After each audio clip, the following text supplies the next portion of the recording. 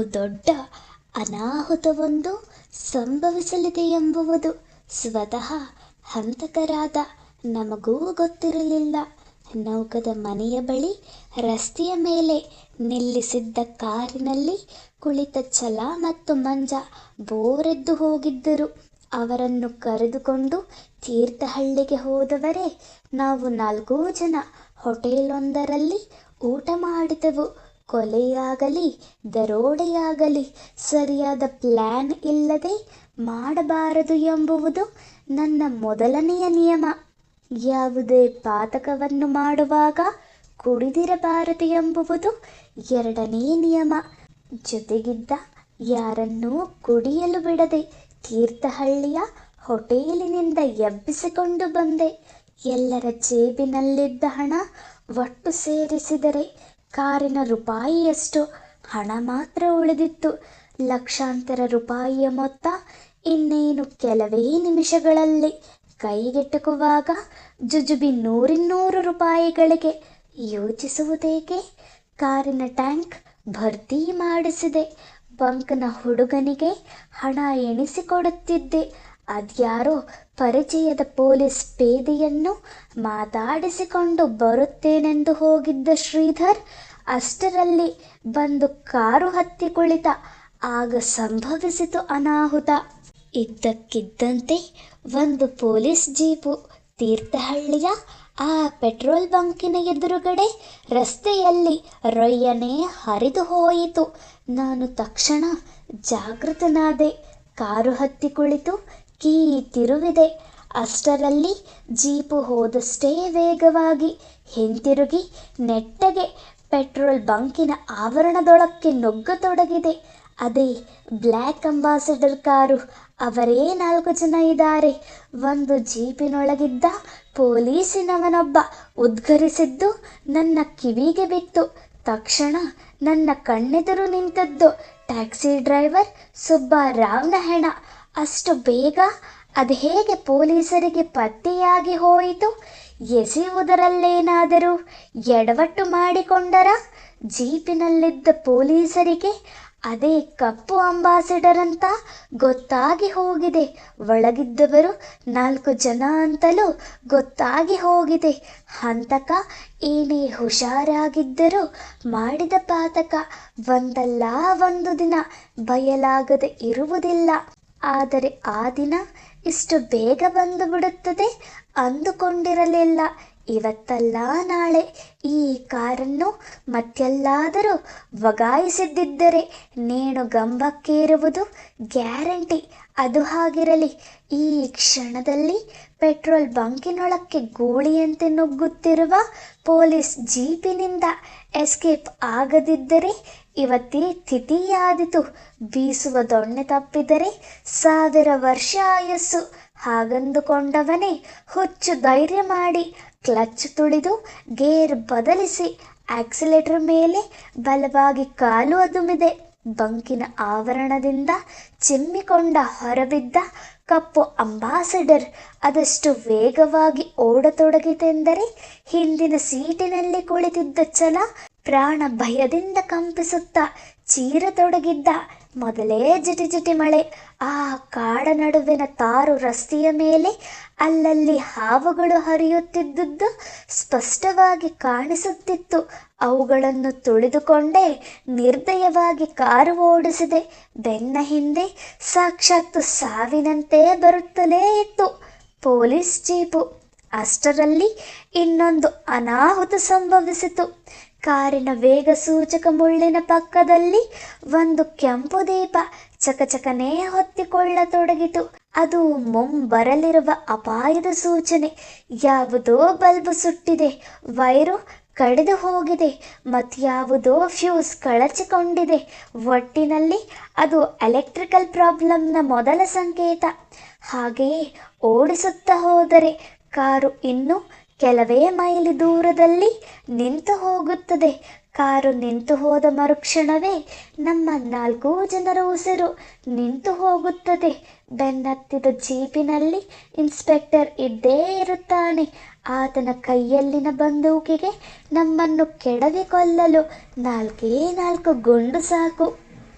Car ನಿಲ್ಸು, car ನಿಲ್ಸು ರವಿ, ನಾನು ಇಳ್ಕೊಂಡು ಓಡಿಬಿಡ್ತೀನಿ. ಚಲ ಭಯದಿಂದ ಕೂಗಿಕೊಳ್ಳತೊಡಗಿದ. ಶ್, ಬಾಯ್ ಮುಚ್ಚು, ಹೊರಗಡೆ ನೋಡು, ರೋಡ್ನಲ್ಲಿ ಏನಿದೆ. ಚಲನನ್ನು ಗದರಿಸಿಕೊಂಡು ಹೇಳಿದೆ. ಎದುರಿಗೊಂದು ಪೊಗದಸ್ತಾಗಿ ಬೆಳೆದ ಪಟ್ಟೆ ಹುಲಿ ನಮ್ಮ ಕಾರನ್ನೇ ತಿರುಗಿ ನೋಡುತ್ತಾ ರಸ್ತೆ ದಾಟುತ್ತಿತ್ತು. ಅದರ ಕಣ್ಣುಗಳು ನಿಗಿ ಕೆಂಡದಂತೆ ಉರಿಯುತ್ತಿದ್ದವು. ಕಿರುಚುತ್ತಿದ್ದ ಚಲ ಮುಖಕ್ಕೆ ತಣ್ಣೀರು ಬಿದ್ದವನಂತೆ ಗಪ್ಪನೇ ಸುಮ್ಮನಾಗಿ ಬಿಟ್ಟ. ಬೆನ್ನ ಹಿಂದಿನ ಜೀಪು ತನ್ನ ಹೆಡ್ಲೈಟುಗಳನ್ನು ನಮ್ಮ ಕಾರಿನೆಡೆಗೆ ರಭಸದಿಂದ ನುಗ್ಗಿಸುತ್ತಿತ್ತು. ನಾನಿನ್ನು ನೌಕದ ಮನೆಯ ದರೋಡೆಯ ವಿಚಾರವನ್ನು ಅವತ್ತಿನ ಮಟ್ಟಿಗೆ ಕೈ ಬಿಡುವುದೆಂದೇ ನಿರ್ಧರಿಸಿದ್ದೆ. ಕಾಡಿನ ರಸ್ತೆ ತೀರಾ ಅಪರಿಚಿತವಾಗಿತ್ತಾದರೂ ಬೇರೆ ಯಾವುದೇ ವಾಹನಗಳ ಓಡಾಟವಿರಲಿಲ್ಲವಾದ್ದರಿಂದ ಜೀಪಿನ ತಾಕತ್ತನ್ನು ಮೀರಿ ಕಾರು ಓಡಿಸಿಬಿಟ್ಟೆ. ತುಂಬ ದೂರ ಸಾಗಿದ ಮೇಲೆ ಮಂಡಗದ್ದೆ ಎಂಬ ಊರಿಗೆ ಸಮೀಪದಲ್ಲಿ ಚಕ್ಕನೆ ಹಿಂತಿರುಗಿ ನೋಡಿದೆ. ಜೀಪು ಹತ್ತಿರದಲ್ಲೆಲ್ಲೂ ಇರಲಿಲ್ಲ.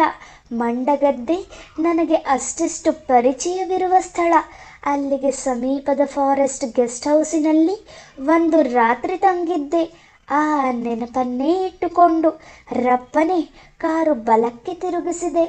ಕೊಚ್ಚೆ ತುಂಬಿದ ರಸ್ತೆಯಲ್ಲಿ ಅಷ್ಟುದ್ದಕ್ಕೆ ನೆಗೆಯುತ್ತಾ ಹೋದ ಕಾರಿನ ಎಲ್ಲ ದೀಪಗಳನ್ನು ಆರಿಸಿ ಒಂದು ಕಡೆ ಗಕ್ಕನೇ ಬ್ರೇಕು ಹಾಕಿ ಒಳಗಿದ್ದ ಯಾರೂ ಉಸಿರು ಕೂಡ ಬಿಡಬಾರದೆಂಬ ಅಪ್ಪಣೆ ಹೊರಡಿಸಿ ಆದದ್ದಾಗಲಿ ಎಂಬಂತೆ ಸುಮ್ಮನೇ ಕುಳಿತು ಬಿಟ್ಟೆ. ಕಾರ್ಗತ್ತಲಲ್ಲಿ ಕಾಡಿನ ಒಳರಸ್ತೆಯಲ್ಲಿ ದೀಪವಿಲ್ಲದೆ ನಿಂತ ಕಪ್ಪು ಅಂಬಾಸಡರ್ ಕಾರು ಪೊಲೀಸರ ಕಣ್ಣಿಗೆ ಬೀಳುವ ಸಾಧ್ಯತೆಗಳಿರಲಿಲ್ಲ.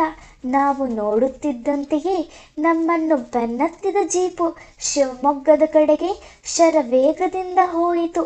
ಅದು ಪೂರ್ತಿ ಕಣ್ಮರೆಯಾಯಿತೆಂದು ಸ್ಪಷ್ಟವಾದ ಕೂಡಲೇ ಕಾರು ರಿವರ್ಸ್ ತೆಗೆದುಕೊಂಡು ರಸ್ತೆಗೆ ಬಂದೆ. ಬೀಸುವ ದೊಣ್ಣೆ ತಪ್ಪಿಸಿಕೊಂಡಾಗಿತ್ತು. ಆಮೇಲೆ ನಾವೆಲ್ಲೂ ತಿರುಗಿ ನೋಡಲಿಲ್ಲ. ಕಡೂರು ಬೀರೂರಿನ ಮಾರ್ಗವಾಗಿ ಸೀದಾ ಮೈಸೂರಿನ ಕಡೆಗೆ ಓಡಿಸತೊಡಗಿದೆ. ನೌಕದ ಮನೆಯ ದರೋಡೆ ಪ್ಲಾನ್ ಆಗಿಯೇ ಉಳಿಯಿತು. ಶ್ರೀಧರ್ ಅಸಹನೆಯಿಂದ ಕುದಿಯುತ್ತಿದ್ದ. ಜೀವ ಉಳಿದದ್ದೇ ದೊಡ್ಡದು ಎಂಬಂತೆ ಛಲ ನಿಟ್ಟುಸಿರು ಬಿಡುತ್ತಾ ಕುಳಿತಿದ್ದ. ಮಂಜ ಮಾತ್ರ ನಿರಾತಂಕದ ಹುಡುಗ. ಸೀಟಿಗೆ ಬೆನ್ನು ಬಿಸಾಕಿ ನೆಮ್ಮದಿಯಾಗಿ ನಿದ್ರೆ ಹೋಗಿದ್ದ. ಅಷ್ಟರಲ್ಲಿ ಕಾರಿನೊಳಗೆ ಕೆಂಪು ಬೆಳಕಿನ ಇಂಡಿಕೇಟರ್ ವಿಪರೀತವಾಗಿ ಕಾಣಿಸಿಕೊಳ್ಳತೊಡಗಿತು. ಬೇರೆ ದಾರಿಯೇ ಇಲ್ಲದೆ ಬೆಳಿಗ್ಗೆ ಚನ್ನರಾಯಪಟ್ಟಣದಲ್ಲಿ ಕಾರು ನಿಲ್ಲಿಸಿ ಒಬ್ಬ ಆಟೋಮೊಬೈಲ್ ಎಲೆಕ್ಟ್ರಿಷಿಯನ್ನನ್ನು ಕರೆತಂದೆ. ಪರೀಕ್ಷಿಸಿದವನೇ, ಸಾರ್, ಇದರ ಆರ್ಮೇಚರ್ ಸುಟ್ಟೋಗಿದೆ ಅಂದುಬಿಟ್ಟ. ಎದೆ ಜಲ್ಲೆಂದು ಹೋಯಿತು. ಅದೇ ಆರ್ಮೇಚರು ತೀರ್ಥಹಳ್ಳಿಯ ಬಳಿ ಸುಟ್ಟು ಹೋಗಿದ್ದಿದ್ದರೆ ಇಷ್ಟು ಹೊತ್ತಿಗೆ ನಮ್ಮೆಲ್ಲರ ಶವಗಳು ಸಂಸ್ಕಾರಕ್ಕೆ ಸಿದ್ಧವಾಗುತ್ತಿದ್ದವು ಅನ್ನಿಸಿತು. ಆರ್ಮೇಚರ್ ಬದಲಿಸುವಷ್ಟು ಹಣವಿರಲಿಲ್ಲ. ಎಲ್ಲ ಸೇರಿಸಿದರೆ 105 ರೂಪಾಯಿ ಇತ್ತು. ಅದನ್ನೇ ಎಲೆಕ್ಟ್ರಿಷಿಯನ್ ಕೈಗಿತ್ತು ಮೈಸೂರು ತಲುಪುವಷ್ಟರ ಮಟ್ಟಿಗೆ ರೆಡಿ ಮಾಡಿಸಿಕೊಂಡೆ. ನಮ್ಮ ಹಂತಕ ತಂಡ ಮೈಸೂರು ತಲುಪುವ ಹೊತ್ತಿಗೆ ಸರಸ್ವತಿಯ ಕೊಲೆಗೆ 3 ತಿಂಗಳು ತುಂಬಿದ್ದುವು. ಯಾರೂ ಆ ಬಗ್ಗೆ ಅಷ್ಟಾಗಿ ಮಾತಾಡುತ್ತಿರಲಿಲ್ಲ. ಸರಸ್ವತಿಯ ಒಡವೆಗಳು ಕರಗಿ ನಮ್ಮ ಕೈಗಳಲ್ಲಿ ನೀರಾಗಿ ಹರಿದು ಹೋಗಿದ್ದವು. ಆಮೇಲೆ 4ನೆಯ ಕೊಲೆಯು ಆಗಿ ಹೋಗಿತ್ತು. ನನ್ನ ಕೈಯಲ್ಲೀಗ 3ನೆಯ ಕಾರು ಗುರುಗುಡುತ್ತಾ ನಿಂತಿತ್ತು. ಇದನ್ನೇನು ಮಾಡಲಿ? ಸದ್ಯಕ್ಕೆ ಏನೂ ಮಾಡುವುದು ಬೇಡವೆಂದು ನಿರ್ಧರಿಸಿ ನನಗೆ ಪರಿಚಯದವನೇ ಆದ ನಾಗರಾಜ್ ಅರಸ್ ಎಂಬುವವರ ಮನೆಯಲ್ಲಿ ಪಾರ್ಕ್ ಮಾಡಿದೆ. ಶ್ರೀಧರ್ ತುಂಬ ನಿರಾಶನಾಗಿದ್ದ. ಅವನನ್ನು ಶಿವಮೊಗ್ಗಕ್ಕೆ ವಾಪಸ್ಸು ಕಳಿಸಿಬಿಟ್ಟೆ. ಶಿವಮೊಗ್ಗದ ಬಳಿಯ ಹಸುಡಿಯಲ್ಲಿ ಅವನು ಕೆಲಕಾಲ ಇರುವುದೆಂದು ಸಮಯ ನೋಡಿಕೊಂಡು ಮತ್ತೆ ಹಂತಕ ತಂಡ ಬಂದಾಗಿ ನೌಕದ ಮನೆಯ ಬಾಗಿಲು ತಟ್ಟುವುದೆಂದು ನಿರ್ಧರಿಸಲಾಯಿತು. ಮಂಜ ಎಂದಿನಂತೆ ಮೈಸೂರಿನ ತನ್ನ ಬಂಧುಗಳ ಮನೆಗೆ ಹೊರಟು ಹೋದ. ಉಳಿದವರು ನಾನು ಮತ್ತು ಛಲ ಇಬ್ಬರೇ ಮನೆಯ ಬಳಿ ಅವನಿಂದ ಬೇರ್ಪಡುವಾಗ, ಸರಿ ಕಣೋ, ನಾಳೆ ಸಿಗ್ತೀನಿ ಹಂಗಾರೆ ಅಂದೆ. ಮುಂದಕ್ಕೆ ನಡೆಯುತ್ತಿದ್ದ ಛಲ ಚಕ್ಕನೇ ಹಿಂದೆ ನೋಡಿದ. ಅವನ ಮುಖಭಾವವೇ ಬದಲಾಗಿ ಹೋಗಿತ್ತು. ನಿರ್ದಯವಾಗಿ ನನ್ನೊಂದಿಗೆ 2 ಕೊಲೆಗಳಲ್ಲಿ ಭಾಗವಹಿಸಿದ್ದ ಛಲ ಪೂರ್ತಿ ತಂಡ ಹೊಡೆದವನಂತೆ. ಬ್ಯಾಡ ರವಿ, ಇನ್ಮೇಲೆ ನಾನು ನಿಂಗೆ ಸಿಗೋದಿಲ್ಲ, ಈ ಸಾವಾಸವೇ ಬ್ಯಾಡ, ಗುಡ್ ಬೈ ಅಂದು ಬಿಟ್ಟ.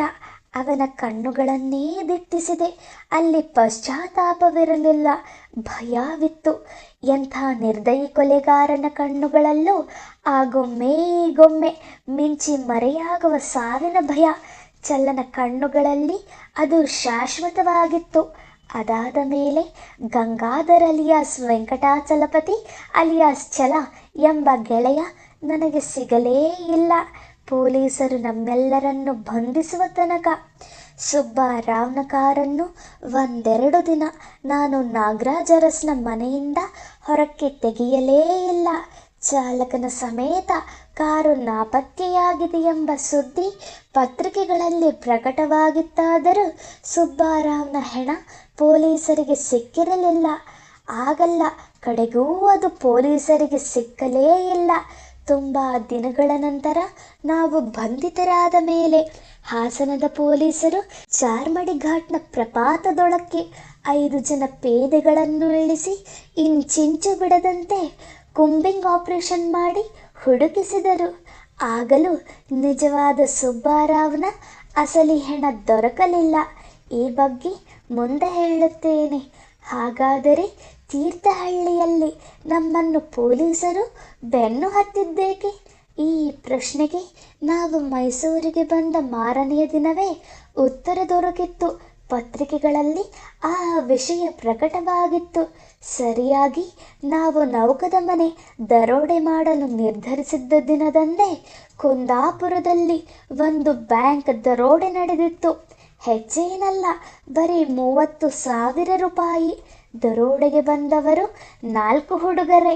ಅವರು ತಂದದ್ದು ಕಪ್ಪು ಅಂಬಾಸಿಡರ್ ಕಾರೇ. ತೀರ್ಥಹಳ್ಳಿ ಪೊಲೀಸರ ಕಣ್ಣಿಗೆ ನಮ್ಮ ಕಾರು ಬಿದ್ದಿತ್ತು. ಒಳಗಿದ್ದವರು ನಾವು 4 ಜನ. ಸರಿ, ಬೆನ್ನತ್ತಿದರು. ನಿಲ್ಲಿಸಿ ವಿಚಾರಣೆ ನಡೆಸಿದ್ದರೆ ಏನೂ ಆಗುತ್ತಿರಲಿಲ್ಲವೇನೋ. ಆದರೆ ಆಗಷ್ಟೇ ಸುಬ್ಬರಾವ್ನ ಕೊಲೆ ಮಾಡಿ ಕೈ ತೊಳೆದುಕೊಂಡು ಬಂದಿದ್ದ ನಮಗೆ ಪೊಲೀಸರನ್ನ ಎದುರಿಸುವ ಧೈರ್ಯವಾದರೂ ಎಲ್ಲಿಯದು? ನೌಕದ ಮನೆಯ ಆಸೆ ಬಿಟ್ಟು ಮೈಸೂರಿಗೆ ಓಡಿ ಬಂದಿದ್ದೆವು. ಹಾಗೆ ಸುಬ್ಬರಾವ್ನ ಕೊಲೆಗೂ ತೀರ್ಥಹಳ್ಳಿ ಪೊಲೀಸರು ನಮ್ಮ ಬೆನ್ನು ಬಿದ್ದಿದ್ದಕ್ಕೂ ಸಂಬಂಧವಿಲ್ಲ ಎಂಬುವುದು ಖಚಿತವಾದ ಮೇಲೆ ನಾನು ಕಪ್ಪು ಅಂಬಾಸಿಡರ್ ಈಚೆಗೆ ತೆಗೆದೆ. ಅದು 1983 ಸೆಪ್ಟೆಂಬರ್ ತಿಂಗಳ ಒಂದು ದಿನ. ಕಾರಿನಲ್ಲಿ ನನ್ನೊಂದಿಗೆ ಮಂಜ ಕುಳಿತಿದ್ದ. ಮೈಸೂರಿನ ರೆಜೆನ್ಸಿ ಥಿಯೇಟರಿನ ಬಳಿಗೆ ಬರುತ್ತಿದ್ದಂತೆಯೇ ನನ್ನ ಕಣ್ಣು 2 ಆಕೃತಿಗಳ ಮೇಲೆ ಸ್ಥಿರಗೊಂಡವು. ಉಷಾ ಮತ್ತು ಪ್ರೇಮ.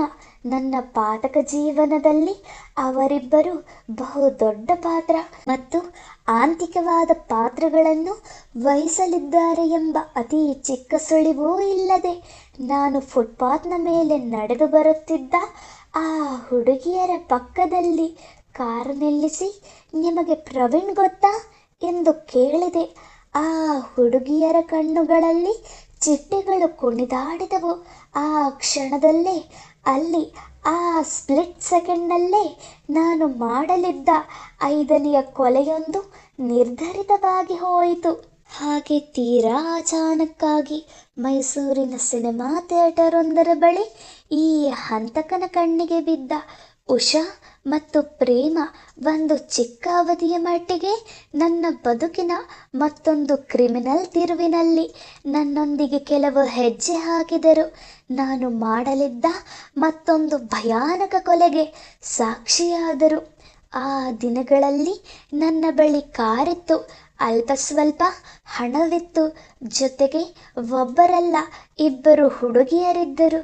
ನನ್ನ ಅಪ್ಪಣೆಯನ್ನು ಚಾಚು ತಪ್ಪದೆ ಪಾಲಿಸಿ ಇಂಥ ಎಷ್ಟೋ ಕೊಲೆಗಳನ್ನಾದರೂ ಮಾಡಿ ಮುಗಿಸಲು ಸಿದ್ಧರಿರುವ ಹಂತಕರ ತಂಡವೇ ಇತ್ತು. ಸರಿಯಾಗಿ ಯೋಚಿಸಿ ನೋಡಿದರೆ ನೌಕದ ಮನೆಯ ದರೋಡೆಗೆ ಅದಕ್ಕಿಂತ ಪ್ರಶಸ್ತವಾದ ದಿನಗಳೇ ಇರಲಿಲ್ಲ. ಆ ತನಕ 4 ಕೊಲೆಗಳನ್ನು ಲೀಲಾಜಾಲವಾಗಿ ಮಾಡಿ ಮುಗಿಸಿದ ನನಗೆ ಒಂದು ಕಾಡು ಮನೆಯ ದರೋಡೆ ಕಷ್ಟದ ಕೆಲಸವಾಗಿರಲಿಲ್ಲ. ಆದರೆ ನಾನು ಅದನ್ನು ಮಾಡಲಿಲ್ಲ.